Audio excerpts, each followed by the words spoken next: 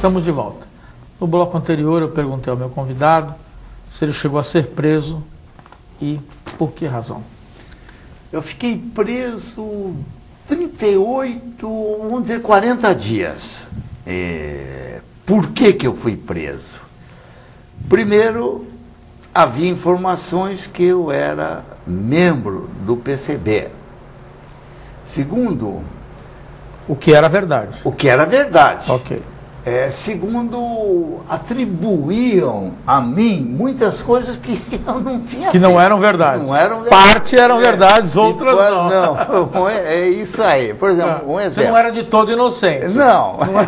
Como diz um delegado da minha mãe, ele jogava a pedra e punha a mão no bolso. Ficava olhando. Olhando o que ia acontecer. Porque houve uma greve geral e eu dizia para os líderes sindicais, cuidado que um dia a direita paga para ver se há jogo, se não há jogo. É como um jogo de pôquer, se você não tiver jogo, você tem que sair correndo. E aconteceu numa greve geral, que foi em solidariedade aos enfermeiros, aos sindicatos dos enfermeiros. Os sindicatos dos enfermeiros queriam um aumento, um reajuste salarial, mas fora da data base. Mas fizeram a greve. E o Fórum Sindical, que era o órgão que congregava todos os sindicatos da região, fez a greve, só que as coisas complicaram. E a polícia, então, com a negativa da justiça, porque não estava se obedecendo à database, a polícia então foi mais para frente, pegar mesmo.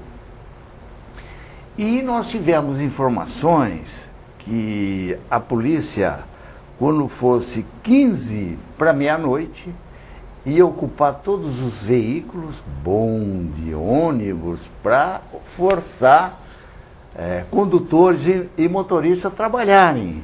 Porque então, o grande segredo de uma greve geral é a condução, principalmente naquela época, os bondes. E a turma, eu estava junto à cúpula do fórum, e eu falei, não, é muito simples o negócio. Antes do pessoal parar à meia-noite, para às 11h30, antecipa. E fizeram isso. Então largaram os bondes nos trilhos, no meio da rua, encostaram o ônibus em qualquer lugar. Quando a polícia chegou, a greve já estava. Ou seja, você tinha razão de ter sido preso. E aí, então, chegou o conhecimento do DOPS, a ideia foi daquele jornalista. Na época você tinha quantos anos assim? Na época eu tinha uns 25, 26 anos. O que passou pela tua cabeça na hora da prisão?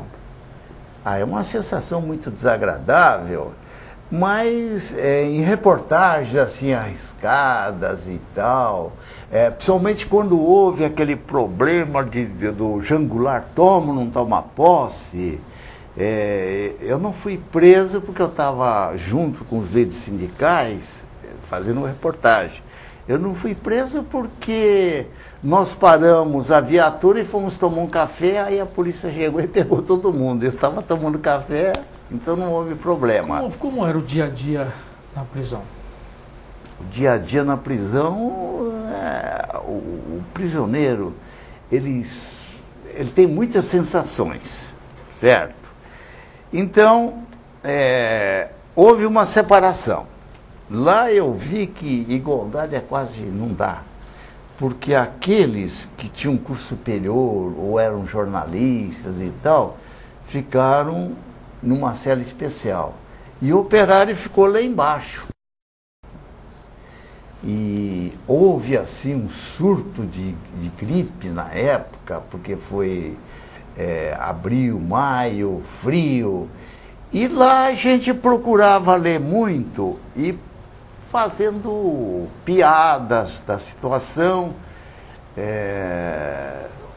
procuramos organizar cursos, começamos, até o comandante lá, vocês já começam a dar aulas, então aqueles presos praticamente tido como recuperados, mas tinham que cumprir a prisão, não tinha progressão de regime na época, a gente dava aula de matemática, de português, de história e tal. Na verdade é o seguinte, a cultura é poder. Lá a gente percebe isso. Você chegou a ser torturado? Psicologicamente. Rapidamente, dando um exemplo. Senta aí. É isso e aquilo. Eles faziam perguntas e o que eu procurei, dada a formação de infância, não lembrar de nada. Por quê? Porque senão tinha aquele problema de consciência, de ser dedo duro, aquele negócio todo. É uma formação que eu acho que até hoje os garotos recebem essa formação. E eu não lembrava realmente de nada, no heroísmo, não lembrava. Aí, fica em pé, ficava em pé, quem mandou você ficar em pé, senta, aquele negócio de horas e horas nesse interrogatório. E aí dizia, bom, aí um fazia o papel de durão e o outro de bom, o outro falava para mim, você é tão inteligente, você quer sair você pode morrer e tal. Olha, vai fazer o seguinte, eu pedi, nós vamos te levar, você vai novamente para a cela. Eu tinha chegado lá de manhã, já estava anoitecendo. Amanhã de manhã nós vamos te chamar, mas vê se você cria juízo. Aí subia e ficava esperando. Chegava de manhã, aquele batido das portas, porque você abre uma porta, para abrir a seguinte tem que fechar a anterior. E era aquele blum, aquele ferrolho que faz aquele barulho horrível, chegava, então eu lá esperando. Aí anoitecia nada, chegava no outro dia nada, quando menos esperava vinham te buscar de novo, entendeu? E isso é uma tortura terrível, né? Então vai para o esquisito. Esquisito é a câmara de tortura, né? Coisa terrível. Você conheceu pessoas ou conviveu com pessoas lá que foram fisicamente torturadas? Olha, lá mesmo não. Por quê? Mas por quê? Porque nós estávamos mais ou menos 30 ou 40 presos numa sala especial. E existia assim, vamos dizer assim, uma elite intelectual, entendeu? E eles achavam que como jornalista eu tinha muitas informações. Mas tinha esquecido tudo, certo? Então mesmo que torturassem você para tentar arrancar isso de você? Não dava, deu branco. Não dá, deu branco completo, entendeu?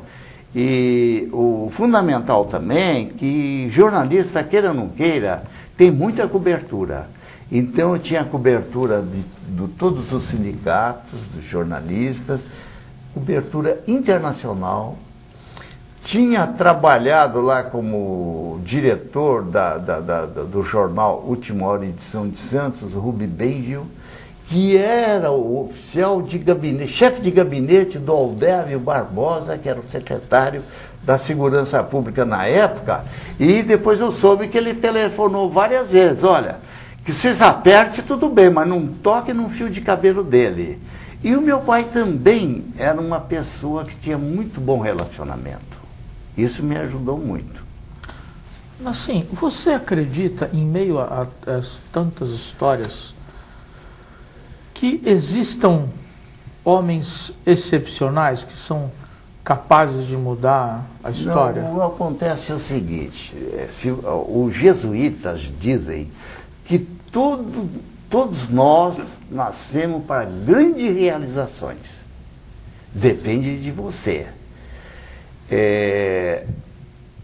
Tinha um diretor do jornal Última Hora que quando a pessoa não conseguia, ele dizia, coitado, nasceu para o salário mínimo. Mas esse salário mínimo não era dinheiro, não conseguia sobressair.